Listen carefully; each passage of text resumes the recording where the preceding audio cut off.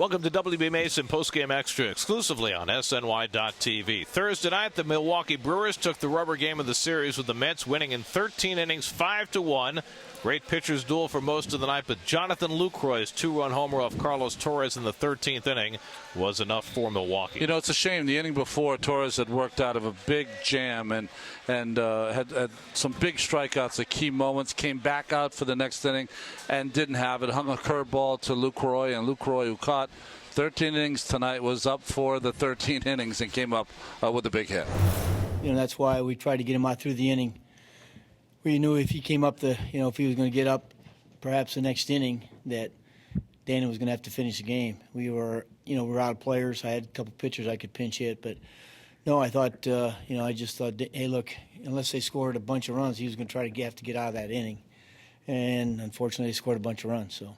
Yeah, I mean, we don't really have a choice either way. We don't have anybody in the bullpen. We've used everybody, so it's my job to go back out there and went back out there. For most of the night, a terrific pitcher's duel between Jon Niese and Kyle Loesch. Well, they both just threw outstanding. Loesch neither was a pitcher of record. Loesch came into the game 7-2, showed every reason why. Jonathan Niese lowered his ERA to like 2.50, pitched outstanding. I felt really good. I knew this is a tough hitting team against lefties, so I kind of had to go away from what. Really how I normally pitch.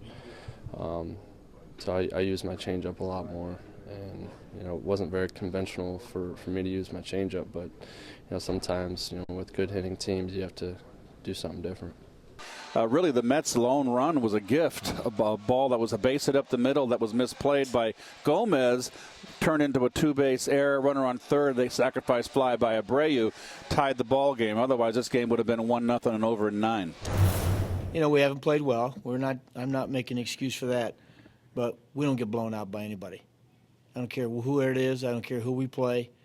We just haven't been able to come up with a hit when we need a hit. You want to be the guy that gets that big hit, and we have to do a better job. And obviously the glaring situation was the bases loaded, but even more so, we got to be able to get more runners in scoring position so we have more opportunities, to come through, where we're just not putting all of our eggs in one basket, waiting for one situation to break it open.